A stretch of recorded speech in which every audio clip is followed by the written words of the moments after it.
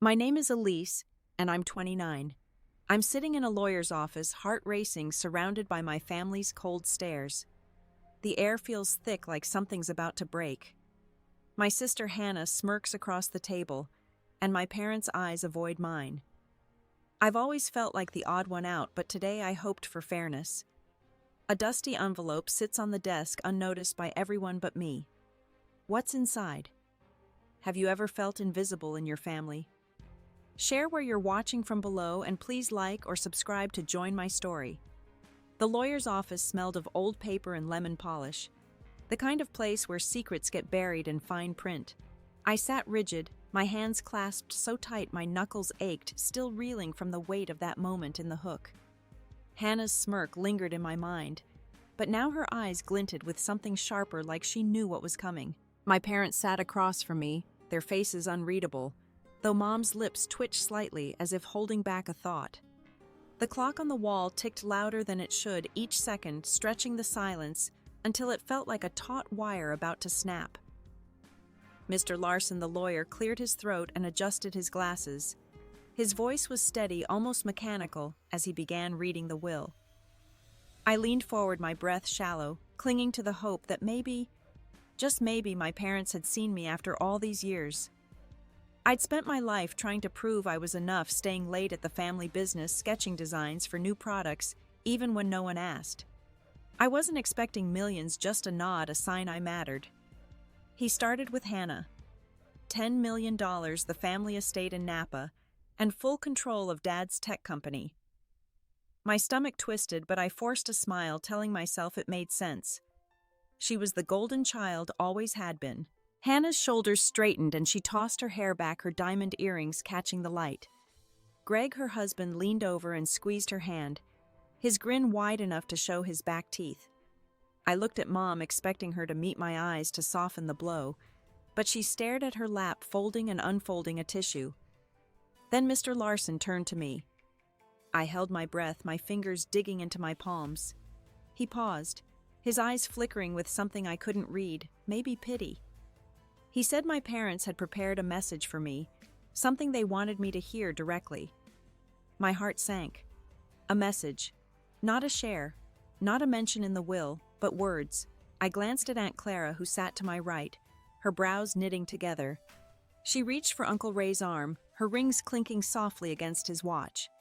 Mr. Larson slid a tablet across the desk and tapped the screen. My parents' faces appeared recorded in their living room, the one with the leather couch I was never allowed to sit on as a kid.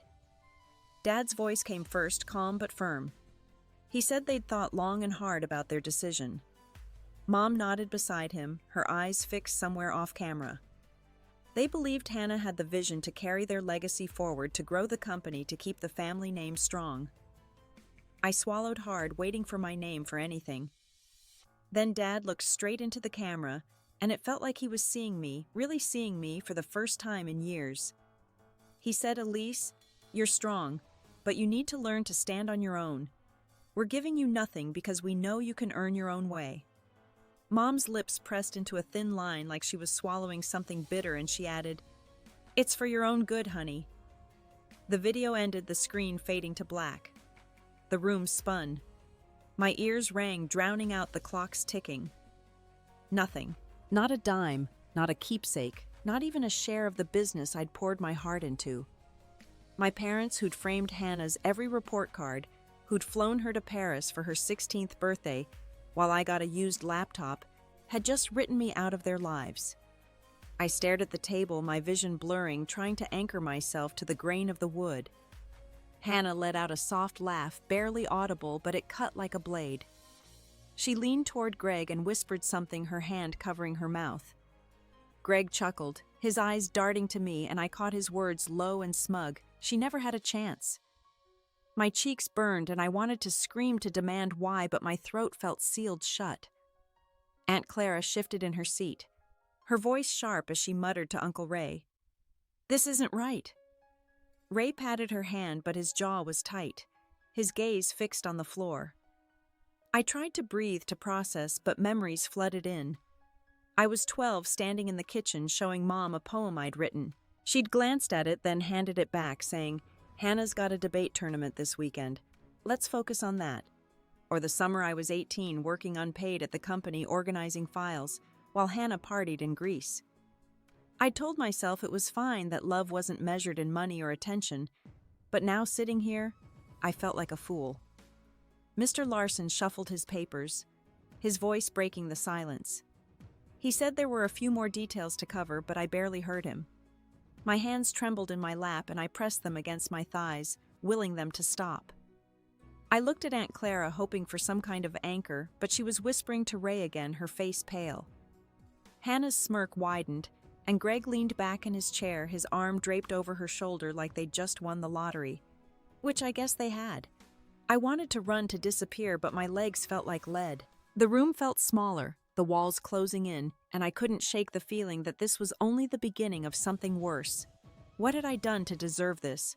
Was I really so invisible, so unworthy that my own parents could erase me like this? I didn't know what came next, but the weight of their words pressed harder, and I wasn't sure how much more I could take. The silence in the lawyer's office was suffocating, broken only by the rustle of Mr. Larson's papers as he moved on to minor estate details. I couldn't focus. My parents' recorded words looped in my head, each syllable a fresh bruise. Stand on your own, for your own good.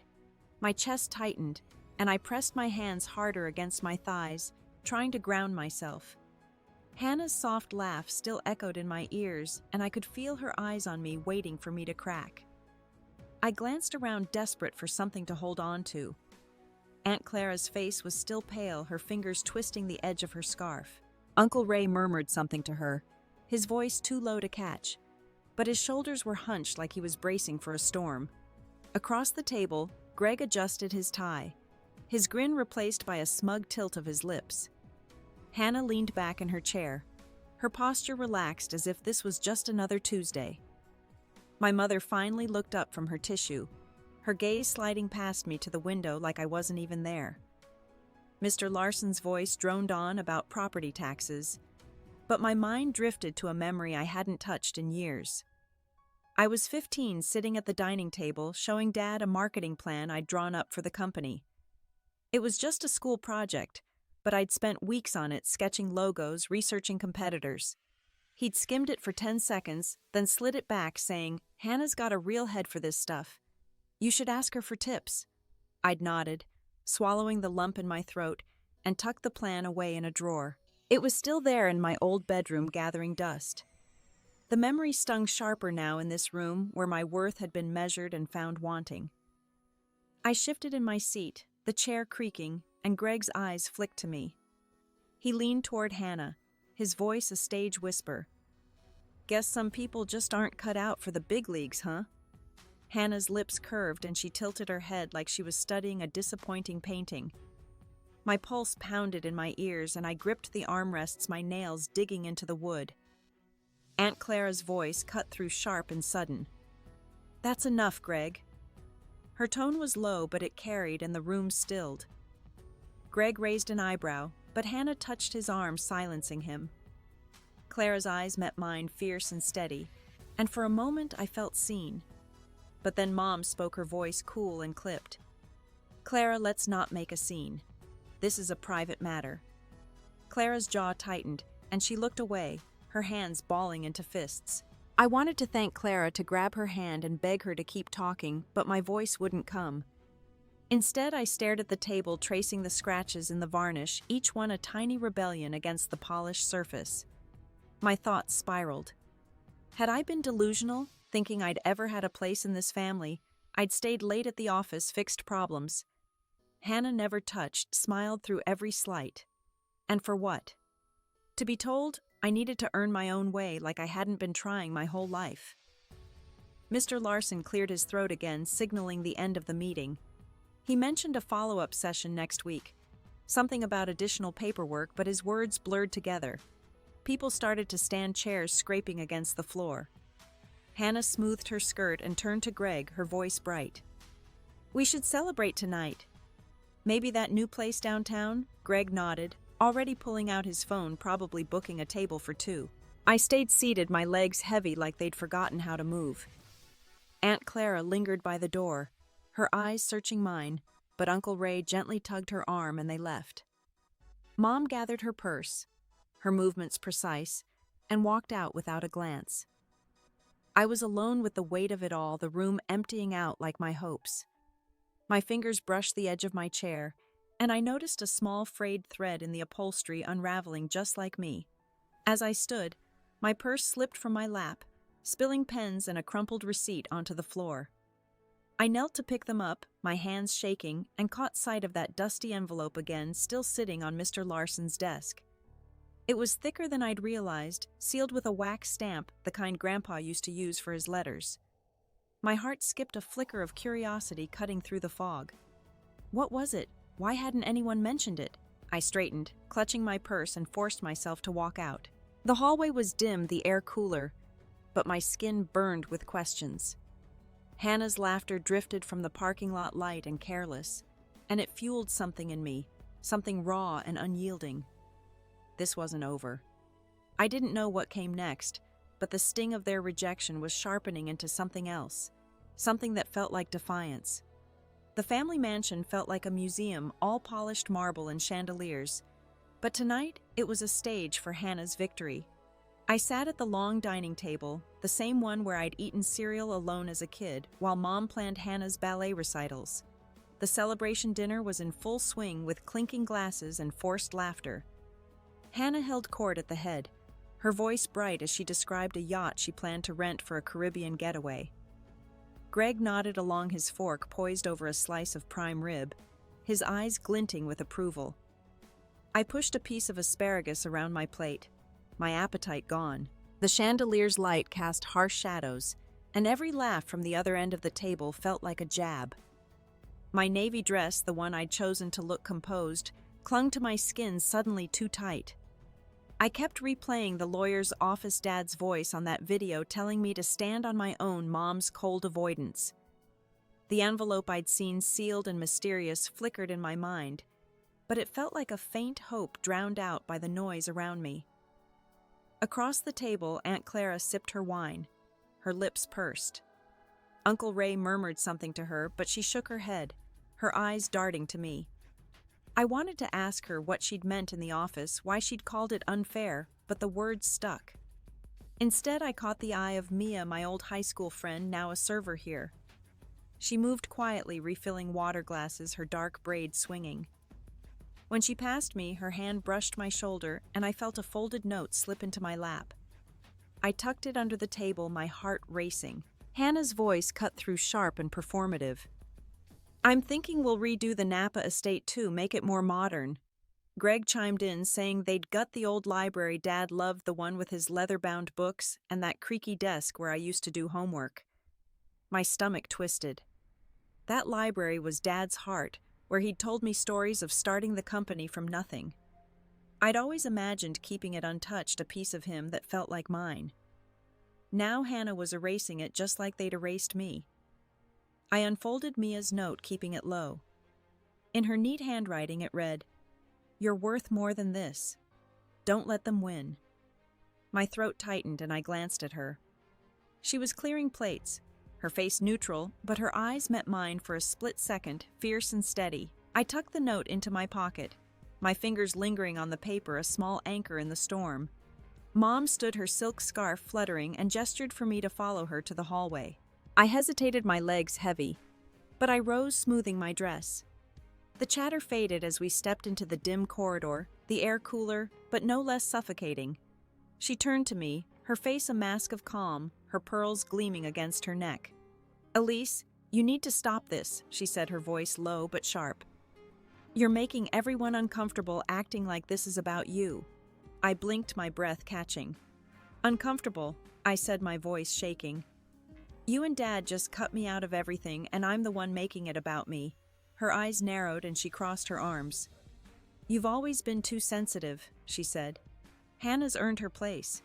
You need to grow up and accept it." Each word landed like a slap, and I felt my chest constrict, the air thinning. I wanted to scream, to ask why my years of work, my loyalty, my quiet endurance meant nothing. Instead, I stood frozen, my hands clenching at my sides. A memory hit me unbidden. I was 19 hauling boxes in the company warehouse, sweat soaking my shirt, while Hannah was in London posting photos from some fancy internship Dad had arranged. I'd called Mom that night exhausted but proud, and she'd said, "That's nice, honey, but Hannah's meeting with investors tomorrow." I'd hung up alone in the break room, promising myself I'd prove I was enough. Back in the hallway, Mom's gaze softened. But it wasn't warmth, it was pity. "Just try to be happy for your sister," she said, then turned and walked back to the dining room, her heels clicking. I leaned against the wall, my knees weak, the note in my pocket burning against my thigh. The unfairness of it all, Hannah's triumph, Mom's dismissal, the library's fate churned inside me a rising tide of anger and grief.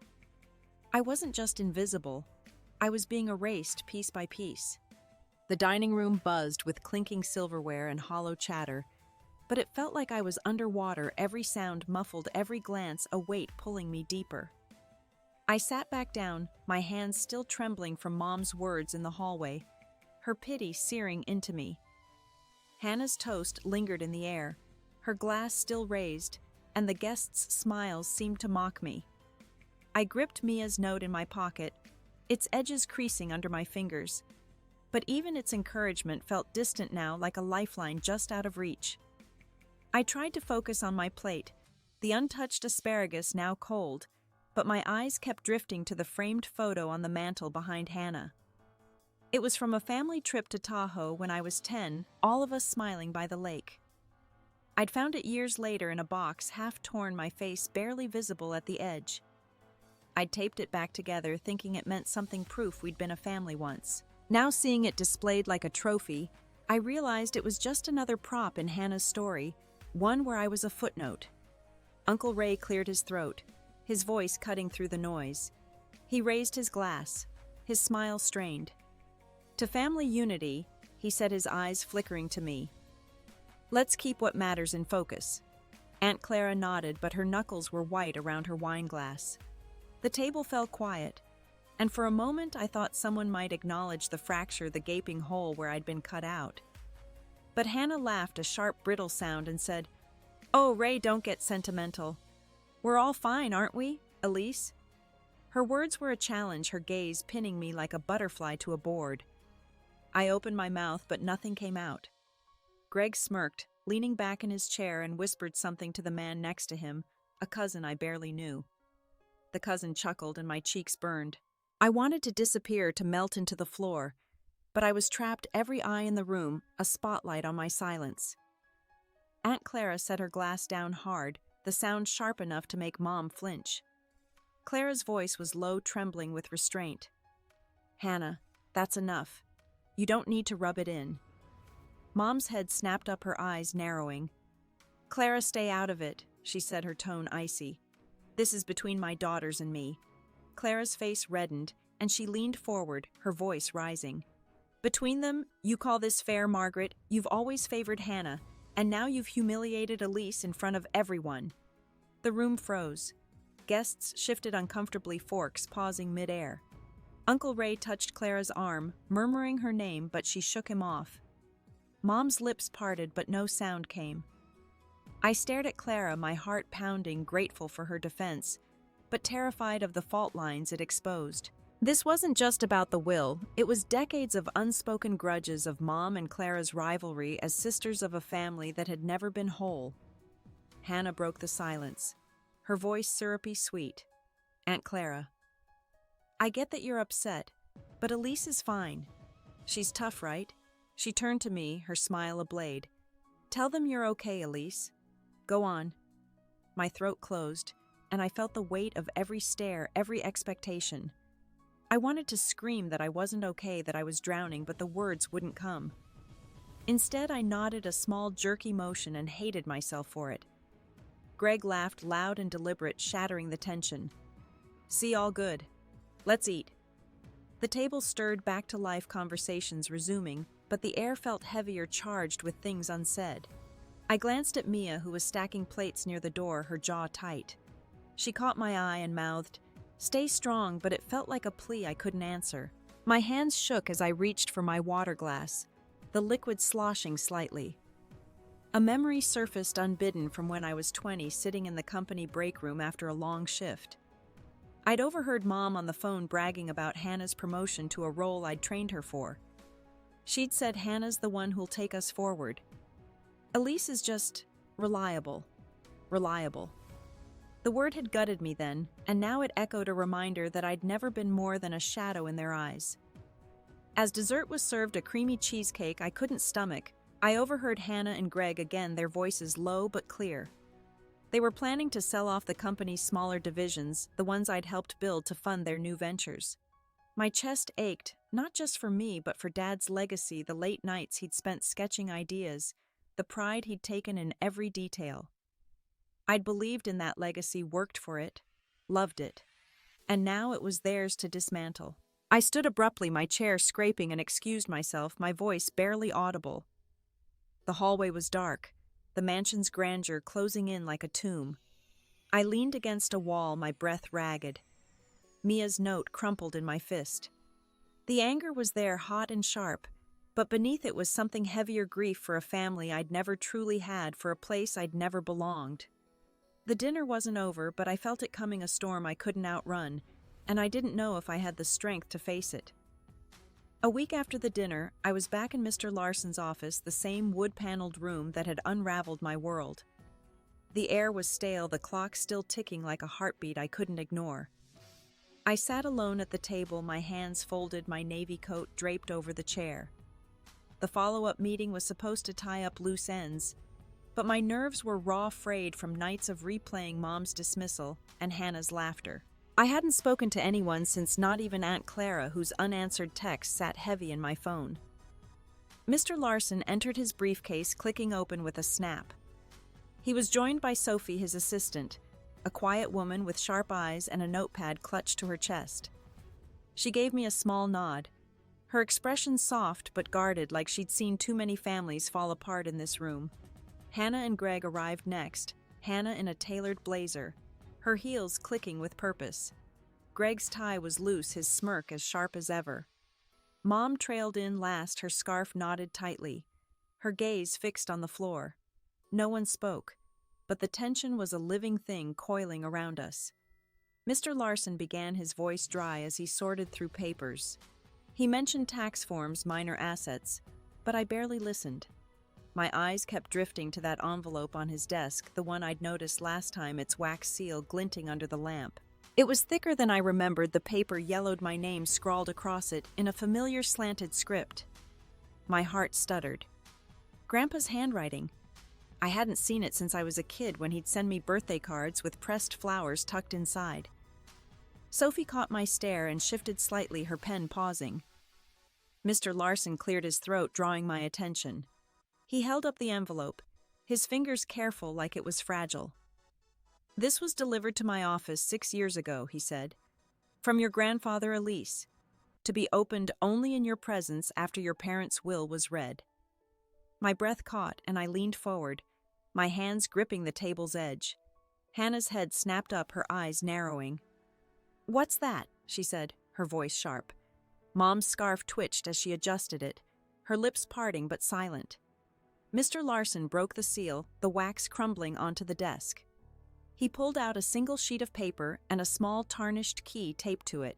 He began to read, his voice steady but slow, as if measuring each word. "My dearest Elise," it began, and my throat tightened at Grandpa's familiar cadence, warm even on paper. "I've watched you grow into a woman of courage and heart, qualities your parents have overlooked. They've chosen their path, but I choose you." My pulse raced, and I blinked back, tears, the room blurring at the edges.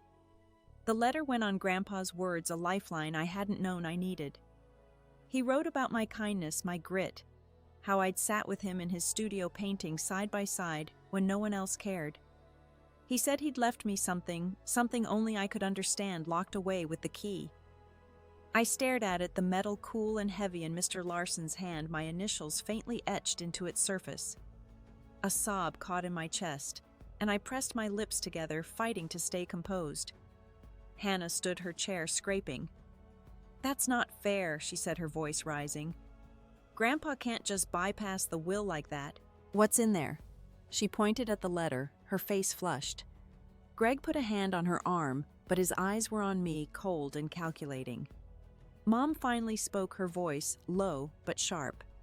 "Elise, you knew about this, didn't you? You've been scheming behind our backs." Her accusation hit like a punch, and I shook my head, my voice trapped. Scheming. I'd spent my life begging for scraps of their approval, and now I was the villain. Sophie's pen scratched faster, her eyes flicking between us, and I wondered what she saw, a family tearing itself apart, or a woman finally being seen. Mr. Larson raised a hand, his tone firm. "This is legally binding, Hannah. Your grandfather was clear." Hannah's jaw tightened, and she sat, but her glare burned into me. Mom's scarf slipped slightly, revealing a tense pulse at her neck.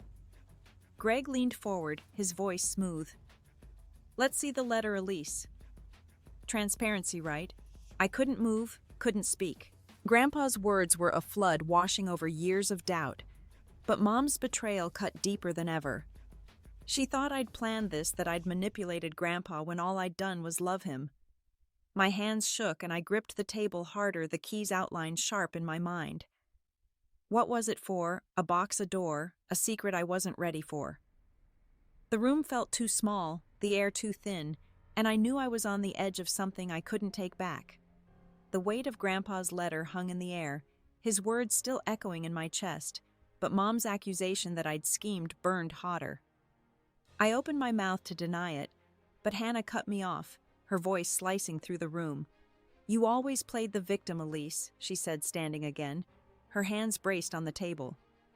Grandpa was old, confused. "You manipulated him, didn't you?" Her words were venom, and I flinched, my hands falling from the table to my lap, trembling. Greg leaned forward, his tone mockingly calm. "Let's be real, Elise. You've always been jealous of Hannah's success. This is just your way of stealing the spotlight." My stomach churned and I looked at Mom, praying she'd defend me. But she adjusted her scarf again, her silence louder than any shout. Sophie's pen stopped, her eyes, flicking to me with a flicker of something empathy maybe, but she stayed silent, her notepad a shield. Mr. Larson set the letter down, his voice firm. "That's enough. This document is authentic, and I won't tolerate baseless claims."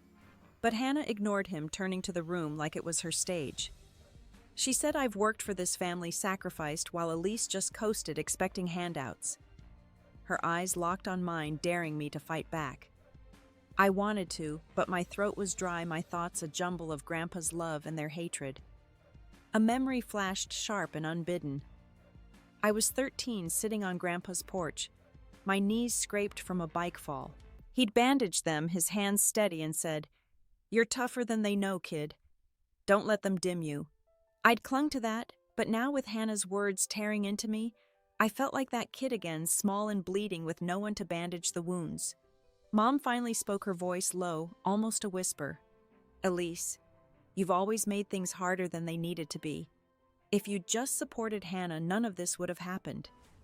Her words were a knife twisting deep, and I gasped, the sound barely audible. She blamed me not just for today, but for everything, every fight, every moment I dared to want more. I looked at her, searching for the mother who'd once braided my hair, but she was gone, replaced by this stranger who saw me as a burden. Aunt Clara burst in from the doorway. She'd been lingering outside, listening. Her voice shook with rage. "Margaret, how dare you? This isn't Elise's fault. You and Hannah have pushed her out for years, and now you're twisting it to make her the problem." Mom's face hardened and she snapped back. "You've always been jealous of me, Clara. Stay out of my family." Clara's eyes widened and she stepped back, her hand clutching the doorframe. The room fell silent, the old wounds between them raw and bleeding. I couldn't take it anymore. My chair scraped as I stood, my voice breaking free, jagged and raw. "Stop it, all of you," I said, my hands shaking at my sides. "I've spent my life trying to be enough for you, Mom, for you, Hannah. I worked, I stayed, I believed in this family. And you've thrown it back in my face, telling me I'm nothing, that I tricked Grandpa. He saw me when none of you did." My voice cracked, tears spilling, but I didn't care. Hannah laughed, a cold, cutting sound. Oh, please, Elise. Spare us the sob story. You're embarrassing yourself. Greg nodded his smirk wider and Mom looked away, her scarf now a crumpled mess in her hands. Sophie's eyes met mine, her expression tight like she wanted to speak but couldn't. Mr. Larson started to intervene, but I barely heard him. The room spun my outburst echoing in my ears, and I felt exposed like I'd ripped open my chest for them to judge. Clara turned and left her footsteps echoing down the hall, and I wanted to follow to escape, but my legs wouldn't move. The key on the desk glinted a promise I didn't understand, but it felt like my only tether. Hannah's accusations, Mom's blame, Greg's sneers. They swirled around me a storm I couldn't outrun. I stood there, tears streaming, my heart shattered, with no idea how to pick up the pieces or what came next. The morning after the lawyer's office felt like waking from a fever dream, my eyes still raw from crying Grandpa's key heavy in my pocket. I drove to a small town an hour away where Mr. Larson had said the storage unit was, my hands tight on the wheel. The road stretched through fields of dry grass, the sky gray and heavy, mirroring the storm inside me. Hannah's accusations, Mom's blame, Clara's exit. They churned in my mind, but Grandpa's letter was louder, his faith in me, a spark I couldn't ignore. The storage facility was a squat concrete building, its orange doors faded by sun and time. I parked and stepped out, the gravel crunching under my boots. The key felt alive in my hand, its etched initials catching the light. I found Unit 17 rusted but sturdy, and slid the key into the lock. It turned with a soft click, and the door groaned as I lifted it, revealing a dim space filled with shadows and dust. Inside, I found stacks of canvases, each one covered in Grandpa's bold, vibrant strokes, landscapes, portraits, abstracts that felt like his soul spilled onto cloth. My breath caught as I ran my fingers over one, a painting of a sunset over a lake, the colors so vivid I could almost hear the water lapping. Tucked beside it was a leather-bound journal, its pages yellowed, and a folded deed with my name typed neatly at the top. I knelt on the cold floor, my coat pooling around me, and opened the journal. Grandpa's handwriting filled every page, a mix of sketches and thoughts, dreams he'd never shared. He wrote about starting an art school for kids who couldn't afford it, a place where they could find their voice through paint and clay. He'd planned it all down to the curriculum, but his health had failed before he could begin. The last entry was dated a year before he died, addressed to me. Elise, you're the one to carry this. You see the world like I do. Don't let them stop you. My chest ached, not with pain but with purpose. This was what the key unlocked, not just a unit, but a legacy. I flipped through the deed next, my hands trembling. It was for a cabin in the hills, a place Grandpa had bought for quiet retreats, now mine. I pictured it small and sturdy, a refuge where I could start over. But the school was the real gift, a dream I could make real, something bigger than my family's rejection. I stood brushing dust from my jeans and pulled out my phone.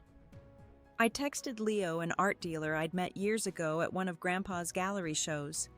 He'd always said Grandpa's work was special, that it could fetch a price. I typed quickly, asking if he'd appraise a painting, maybe help me sell one to fund the school. My thumb hovered over send, doubt creeping in. What if I failed? What if Hannah was right and I wasn't enough? But I hit send, my heart pounding, and tucked the phone away.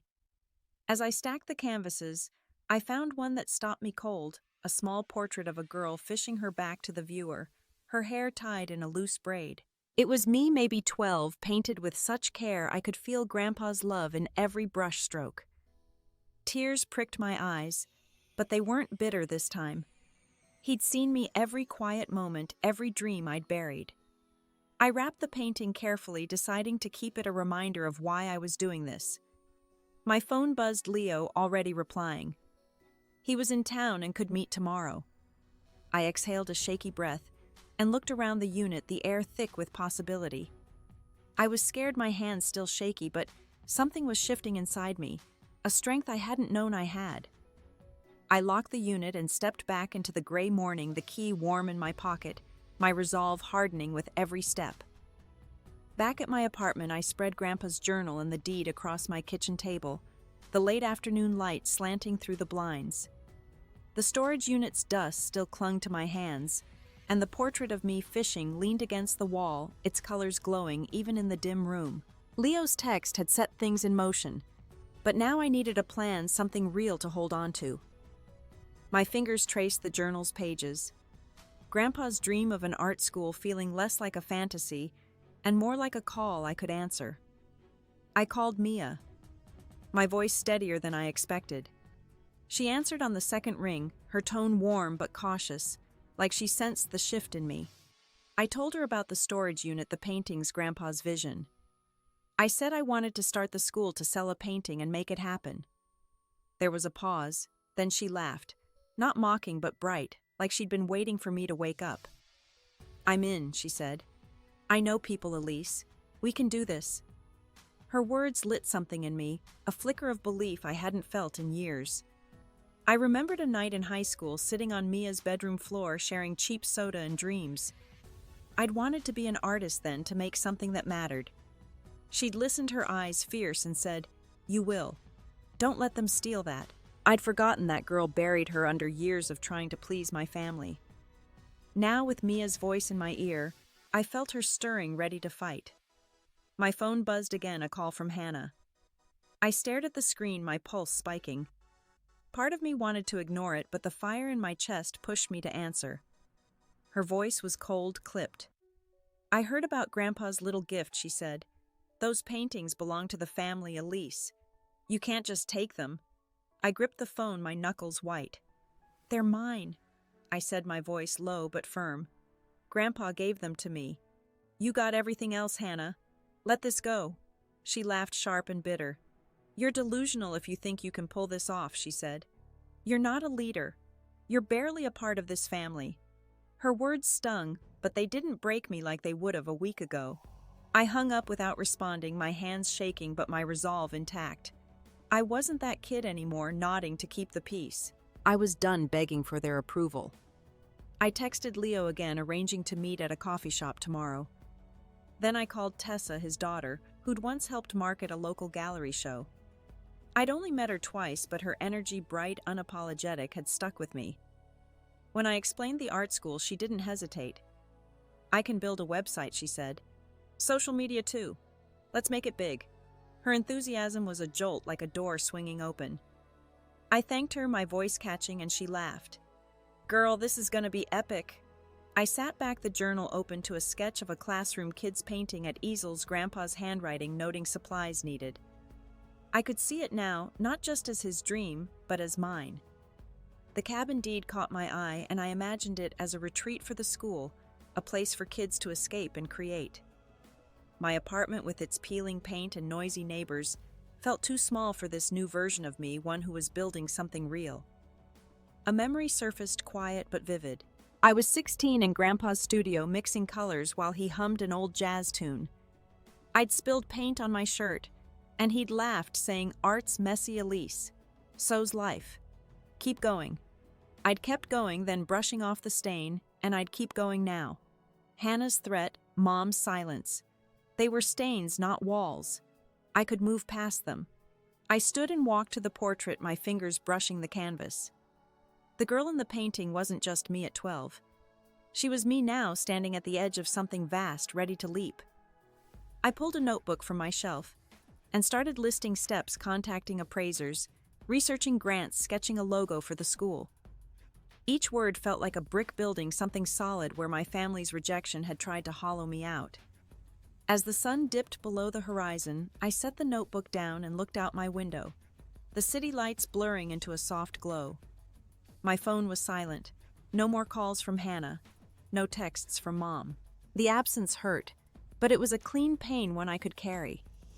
I picked up the key from the table, its weight familiar now, and slipped it into my pocket.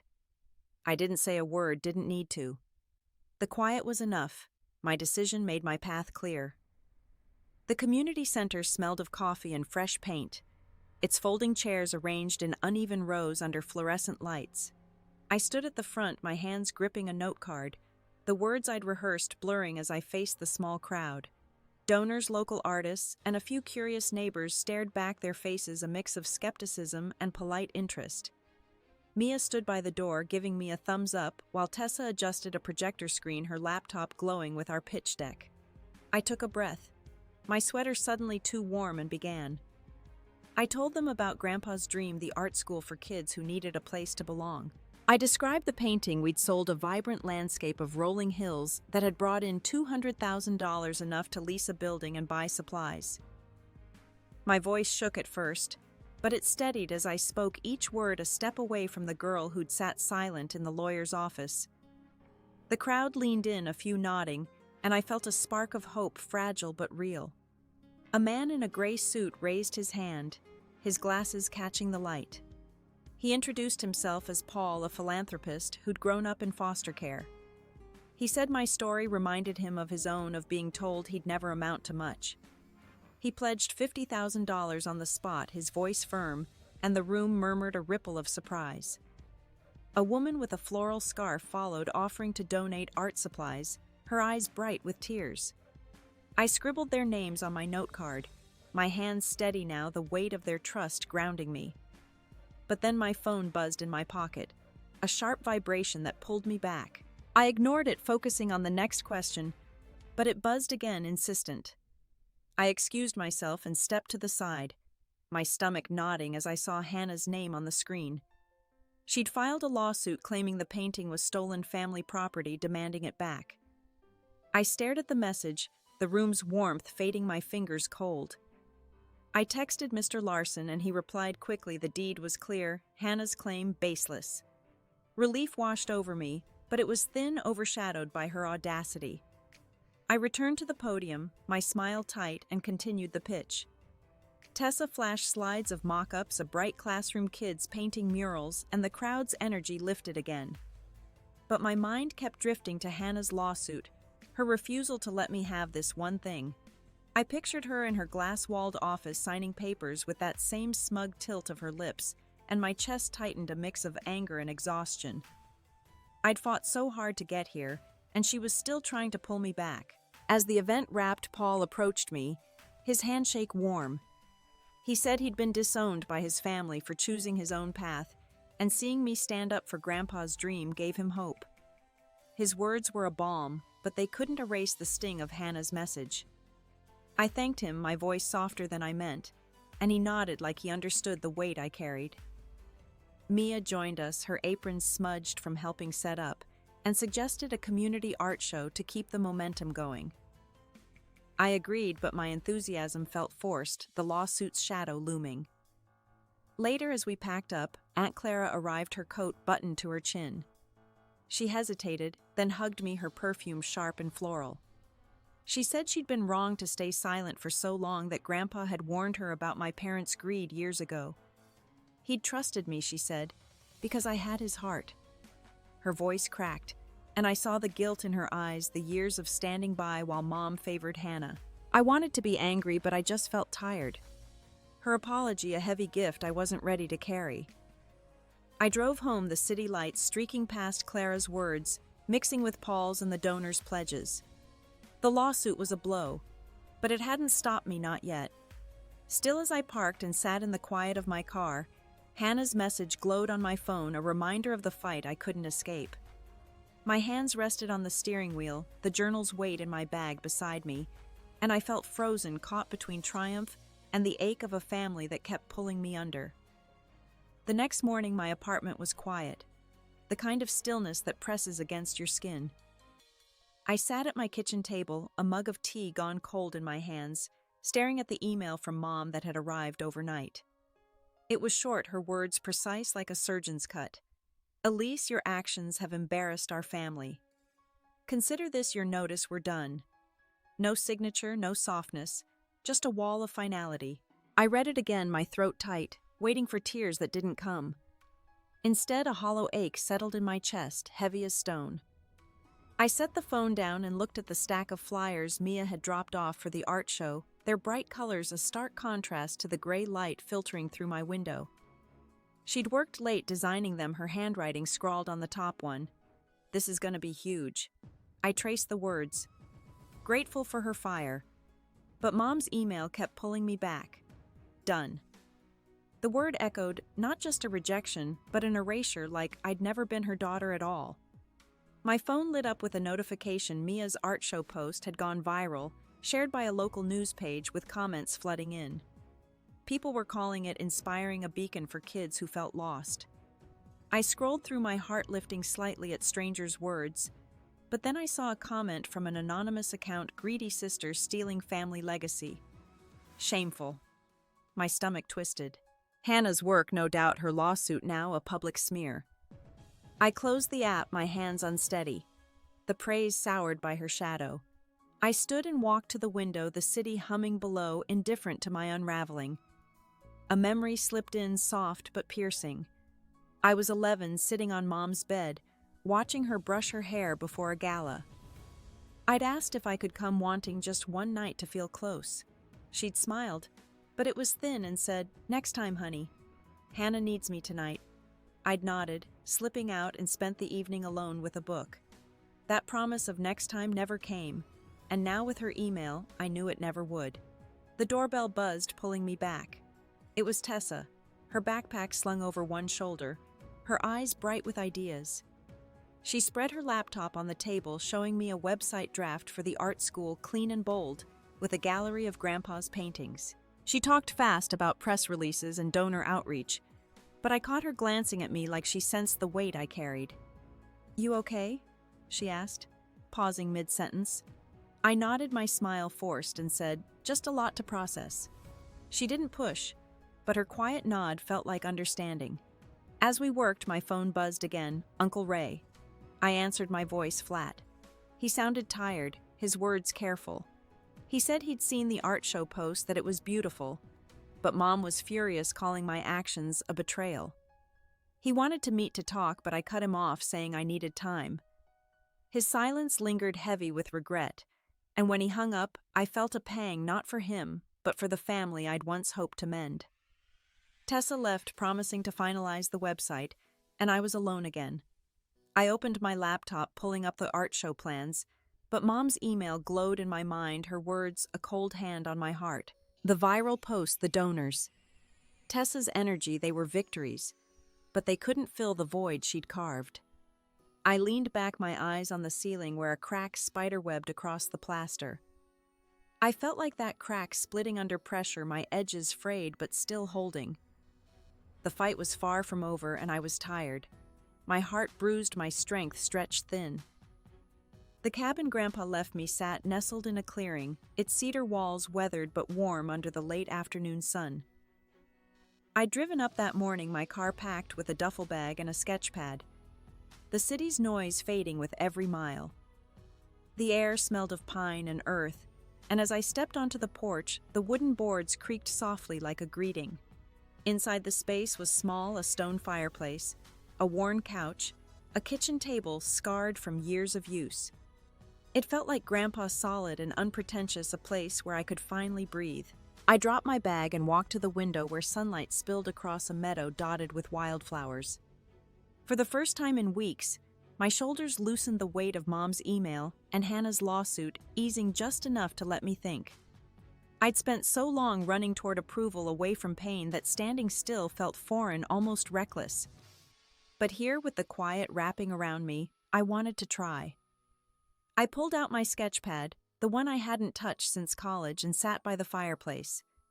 My pencil moved slowly at first, tracing the outline of a tree outside, its branches swaying in the breeze. The lines were clumsy, but they felt honest, like a conversation I'd forgotten how to have. I thought about the art school, now fully funded, its opening just weeks away. Mia and Tessa were handling details, their texts a steady hum of progress, but this moment was mine, a pause to find the woman I was becoming. A memory surfaced, gentle and clear. I was 14, riding bikes with Grandpa down a dirt trail, my laughter trailing behind us.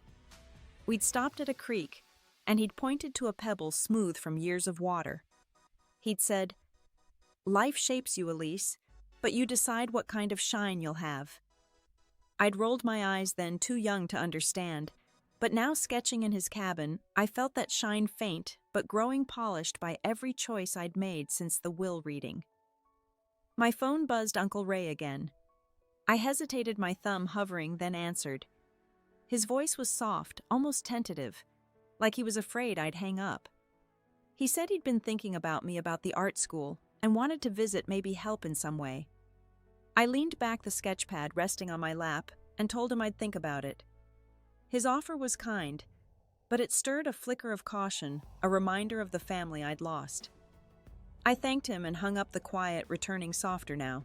I stepped outside, this grass cool under my bare feet, and walked to the meadow's edge. A bird flitted past, its wings a blur, and I closed my eyes, letting the breeze carry away the last of my tension. The cabin, the sketchpad. Ray's call, they were pieces of a new map, one I was drawing myself. I wasn't whole yet, not by a long shot, but I was here, choosing to stay, and that was enough for now. The evening settled over the cabin, the sky bruising purple as I lit a fire, its crackle filling the quiet. I sat cross-legged on the rug, Grandpa's journal open in my lap, its pages worn from my touch. I'd read more entry stories of his own fights, family who doubted him, dreams he'd had to rebuild. One line stopped me. Forgiveness isn't for them, Elise. It's for you to walk lighter. I closed the journal, my fingers lingering on the leather, his words sinking deep. I walked to the kitchen where a stack of envelopes waited, bills and art school forms, but one stood out, a blank sheet I'd pulled from my bag. I took a pen and started writing to Mom, not to send, but to release. I wrote about the years I'd chased her approval, the nights I'd cried over her distance. I wrote that I was done carrying that weight. The words flowed steady and unhurried, each one loosening a knot I'd held for too long. A knock at the door startled me. It was Mia and Tessa, their laughter spilling in as they stepped inside, arms full of takeout bags. Mia set the table, her chatter about the art school's progress, a warm hum, while Tessa scrolled through her phone, showing me new donor emails. Their presence was a gift, a reminder of the family I was building, one that chose me back. We ate, the firelight dancing across their faces, and I felt a quiet joy, small but real. As they left, Mia hugged me, her grip fierce. "You're doing it," she whispered. I nodded, my throat tight, and watched their car lights fade down the dirt road. Alone again, I stepped onto the porch, the night air cool against my skin. I found a small nook by the door, hidden behind a loose board where Grandpa had tucked a bundle of sketches, quick studies of birds, flowers, and one of me laughing, my eyes bright. I held it, my chest aching with gratitude. I went back inside and sat by the fire. The letter to Mom folded beside me. I didn't need her to read it, didn't need her to change. I'd written it for me to let go, to make room for what was coming. The art school's opening loomed, a new chapter. But tonight, I was just here in this cabin with Grandpa's sketches and my own heart finally learning to rest. I leaned back, the fire's warmth on my face, and let the silence hold me steady and enough. The art school's opening day hummed with life. The old warehouse transformed into a bright space of color and sound.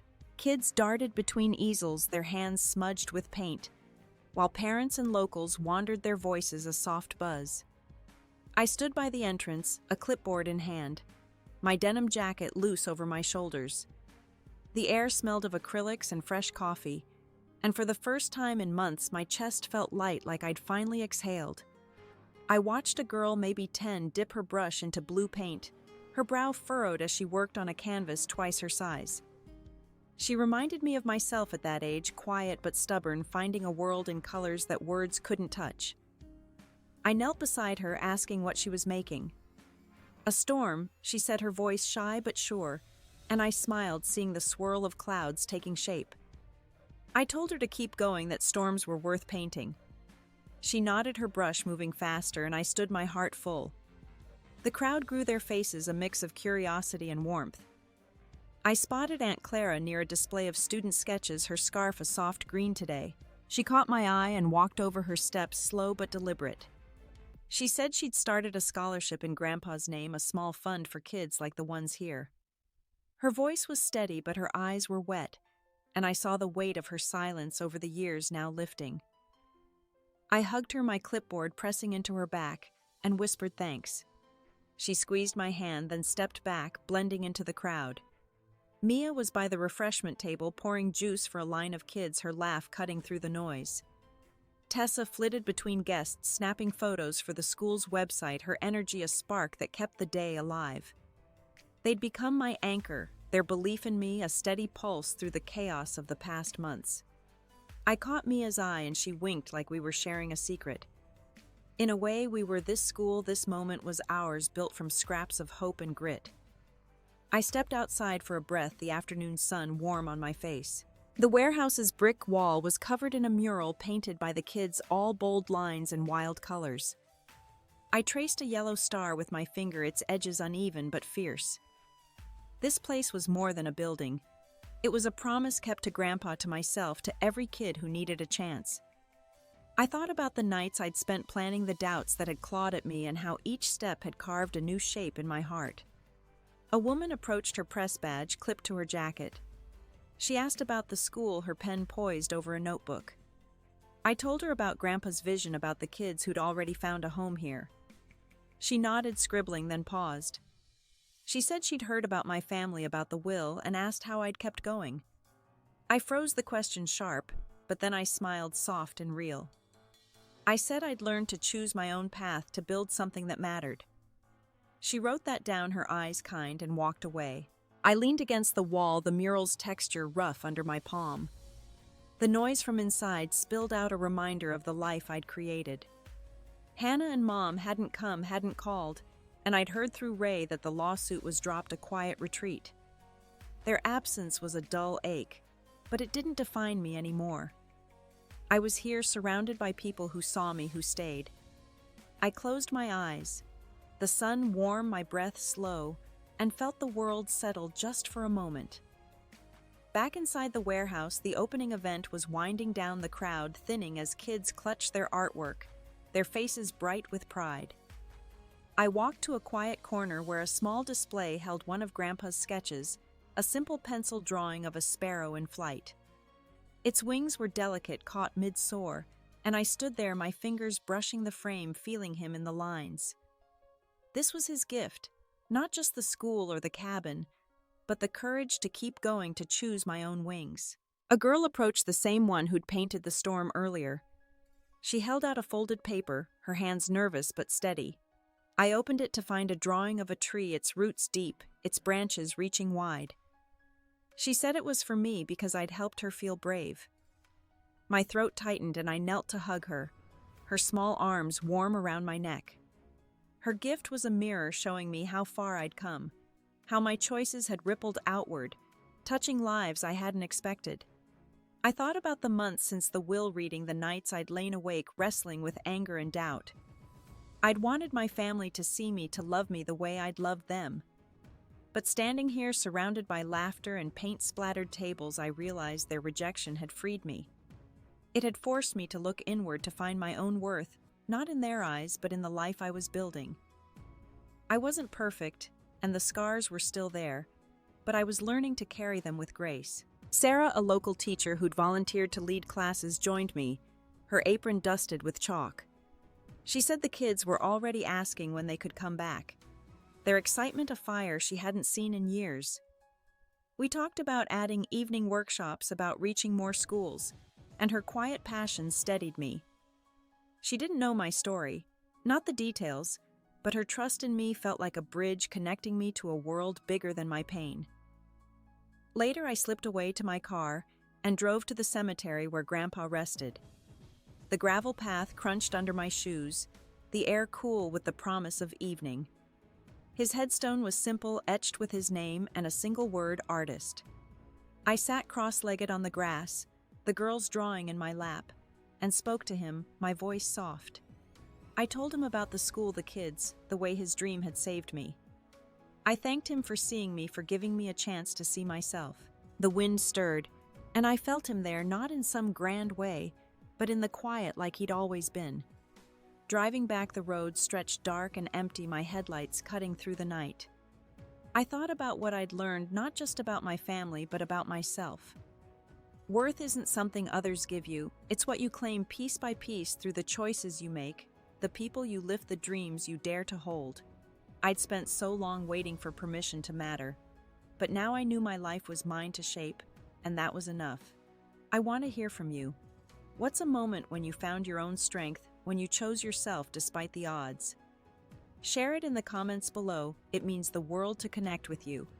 If this story touched you, please like, subscribe, or share it with someone who needs it. Thank you for being here, for listening, and for carrying your own light. Here's to healing, to growing, and to finding peace in the journey ahead.